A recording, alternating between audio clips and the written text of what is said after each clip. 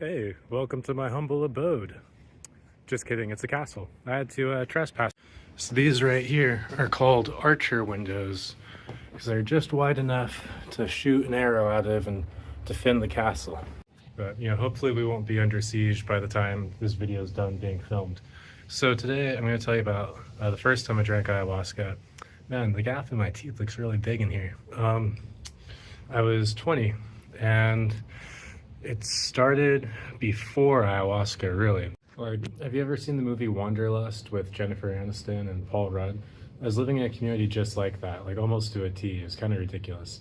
And they'd have ayahuasca ceremonies there. And I joined that community when I was like 19. And I was drinking. Just like the movie, there's a nudist winemaker in the movie. My best friend on the property is this old grizzly Desert Storm vet who had been nerve gassed and was disabled. And he was a raging alcoholic. And he kept me drinking all the time, when I try to quit, you just show up and have a case of beer with them. So I was living in that community, doing yoga and meditation too, and reading autobiography of a yogi. And I got off the booze for a while, which was perfect because I kept trying to do the ayahuasca, and people were like, "Oh, you're drunk, you can't take it." But I eventually got clean enough for long enough, just doing yoga every day, meditating every day, waking up 4 a.m., walking through the garden, and just like tripping out, reading this book. And just wondering, like, what the hell is going on here? Like, what is this place, this planet, this consciousness? Like, who am I? Like, what's God? What's the truth? I just wanted to know so bad. But this book, Autobiography of a Yogi, was just lighting up my world. And it was showing me so much stuff. So I eventually do get in the ceremony. And I'd heard of this thing called the breathless state, where your body is basically in suspended animation. Your mind just merges with the source of all creation. So the ayahuasquero, as they call him, or the guy holding the ceremony, serving the medicine, he goes around person to person at the beginning of the ceremony and asks them all, what do you want to get out of this experience? And I said, well, I want to see through the illusion of Maya. I want to know the truth. I want to know what's really going on here in this reality. And he kind of laughed and he goes, she might give that to you. Now, everyone who was attending did not live there except for me. So I was lucky because they all brought shitty bedrolls. I just took my whole mattress, dragged it upstairs to the yoga studio, threw it in the circle with everyone, and I had like the best setup of everyone there. It was awesome. And we take the first cup, and I don't really feel much, of course, but I start to feel a little something happening. And I'm familiar with mushrooms and LSD at this point, and I get closed eye visuals. What I'm seeing are black and red fractally, like Satan. Keep in mind, I grew up Christian, so it's in my subconscious, all this religious stuff. And it's Satan. He has this one long claw in his hand. He's just poking me in the chest. When my eyes are closed, the room is completely dark, pitch black. They're playing music. People are starting to feel the mess, and they're sighing. And it all sounds very sensual and sexual, the sighing. And like, it just felt like I was kind of in like a dark, dirty pit of hell type of place. And I was thinking, don't take another cup of this, never try this again. This is the last cup. I will sober up in a few hours, an hour or two, and I'll just ride out the rest of the ceremony. Let all these guys trip balls. I'm not going to be part of this anymore. And then he offers the second cup, and he turns on a tiny little light. And I sit up and I open my eyes. Obviously, the visuals go away. And I see a little ball. It's a reflection of a light in a mirror bouncing across the mirror. And for whatever reason, I just started laughing. And I felt like I was like a prince, and the universe, which I now understand to be God on this instant, all of a sudden, just magically understand like the universe is God, consciousness is God. I've always been here, I'll always be here. I've lived and died many times. I'm everyone is me. We're all the same thing. We're all part of this one consciousness that permeates all of reality. It is all of reality. It's everything and nothing. In a second, it all came in. And I know that comes across as arrogant to say I felt like I was a prince and God was a king and like all this was my kingdom of heaven and stuff. It was not arrogant at all. It was very humbling and very full of gratitude. And I saw every single person, every animal, every plant, everything like that. That's you too. It wasn't like I was special. It was everyone, everything is special. And if everything's special, then nothing is, but it's like a paradox. And I felt like I was a prince and the universe, or God, which is not a man in the throne in the sky. That was just a metaphor to try to describe God. It's beyond that.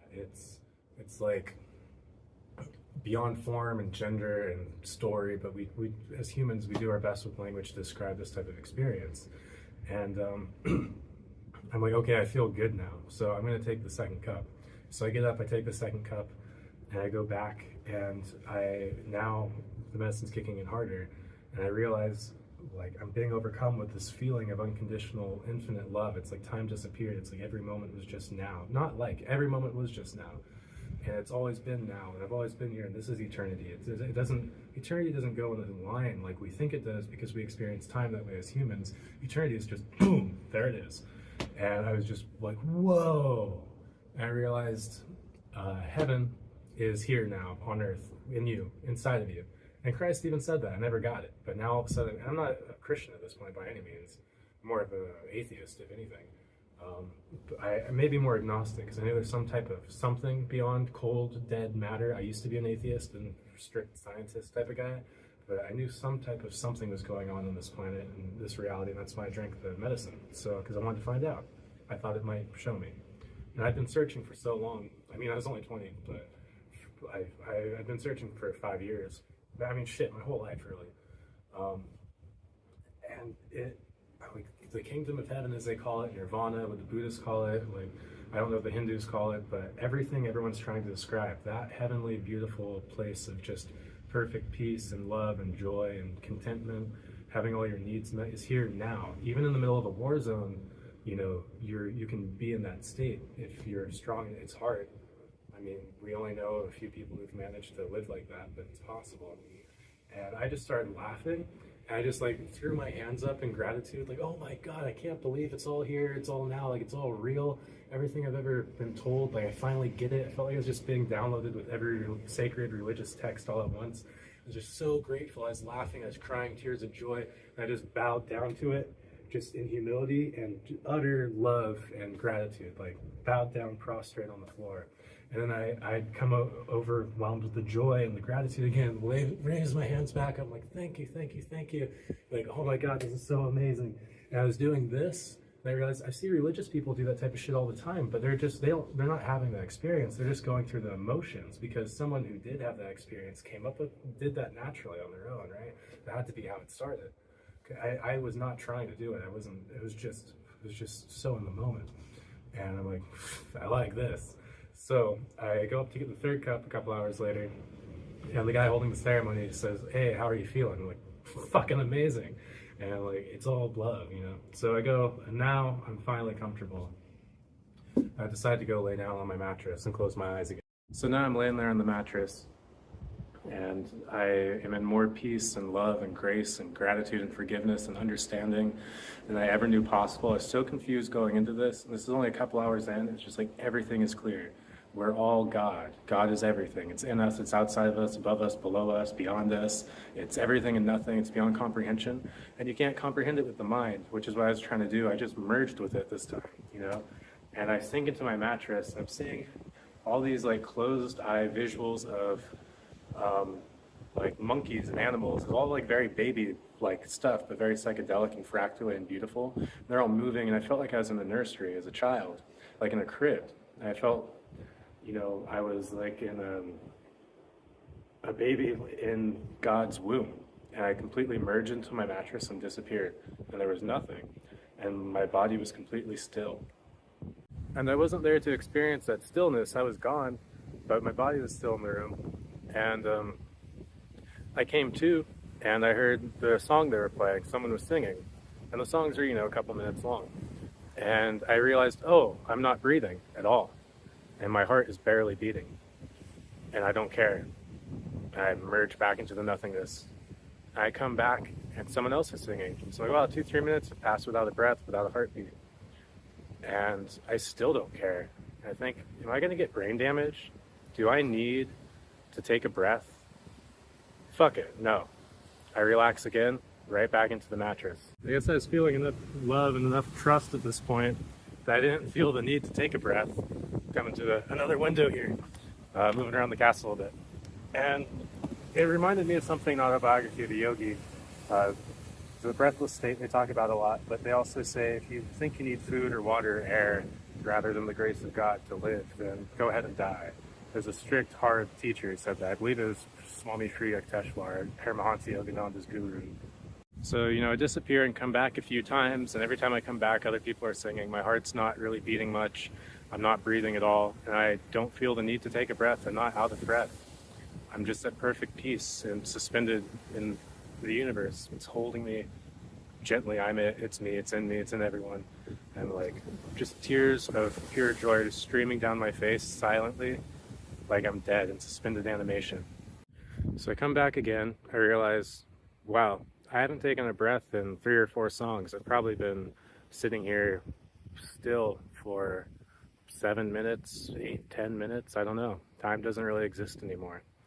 I think, okay, I might get brain damage. I should take a breath. I take just the smallest breath. It's like my diaphragm moved a hair. And the second it moved, immediately all this sadness came over me, and anguish and like pain. The joy and the beauty and the love were still there too, though. In simultaneity, that's probably a word. And like, wow, I really don't trust that much this experience I'm having. I think I need to breathe.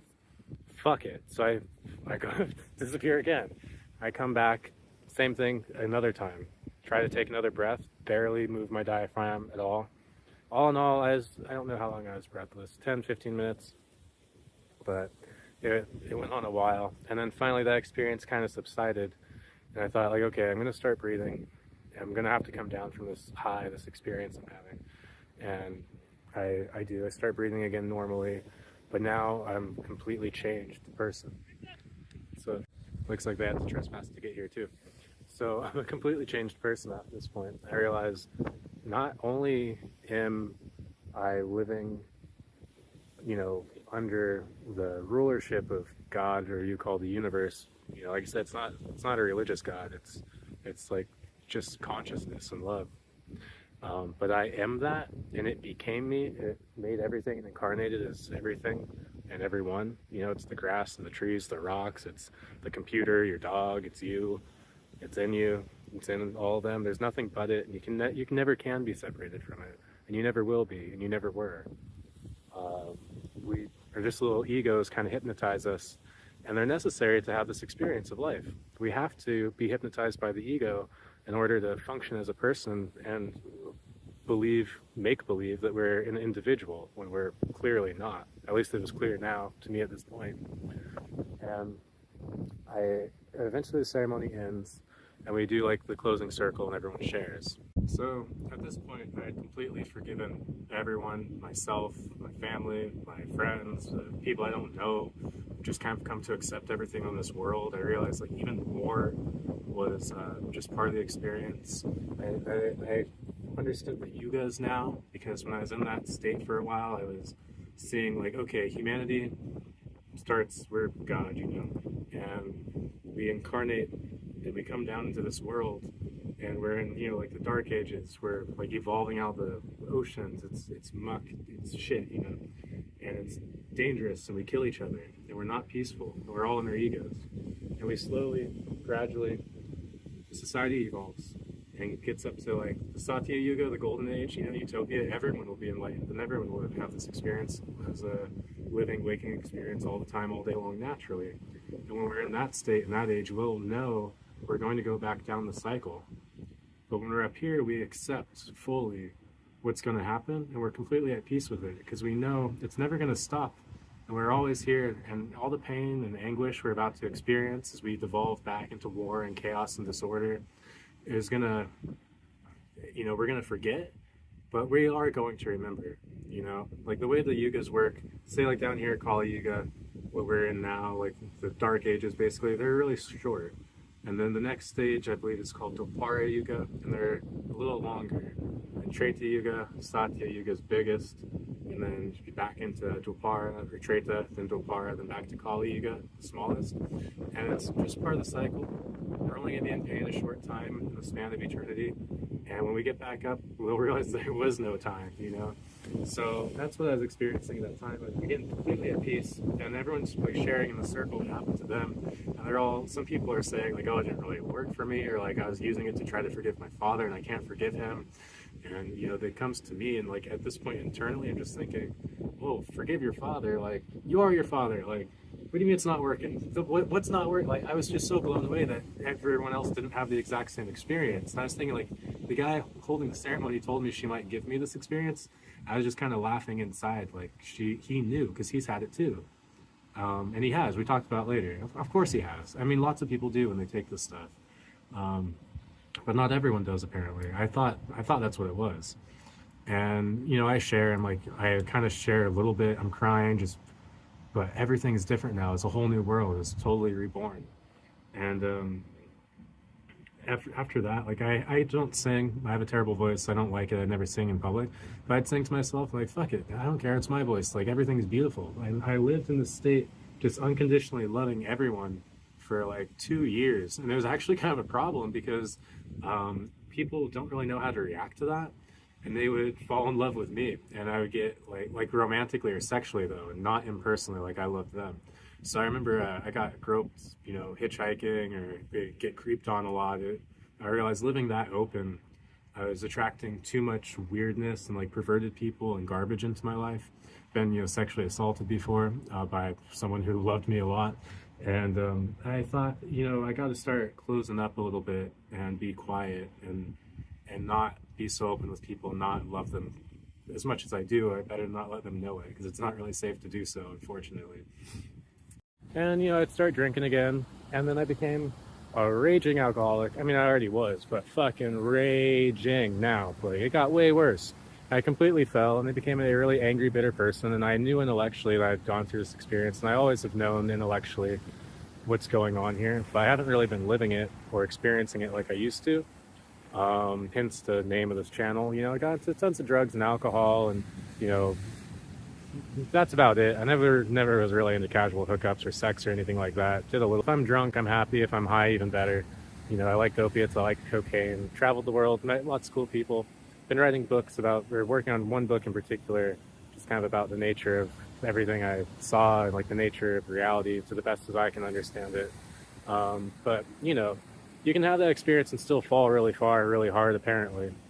You gotta keep working at it. You gotta keep eating right, exercising, doing yoga, stretching, meditating, just living a good life, but keeping yourself healthy. But, you know, most importantly, it's about loving other people and living in service to others. And I'm starting to realize that again now. And, you know, you don't just get to have that and carry it forever. You gotta keep working it and walking the talk, and talking the talk and walking the walk, all that stuff. Anyway, I've wanted to make this video for a long time. If you've hung in here this long and if you like it, then please like, comment, subscribe. If you don't like it, you know, you can rip me apart in the comments. It's still good for the algorithm, so I hope I actually pissed you off enough to write some hatred and vitriol, get some real shitty, you know, dualistic anger in the comments. That's always good. Controversy, it helps the algorithm like crazy. So, you know, go ahead, whatever you want. Love you guys. Talk to you later. Damn, it's just beautiful out here, isn't it? Remember, wherever you go, whatever you see, that's you you're looking at.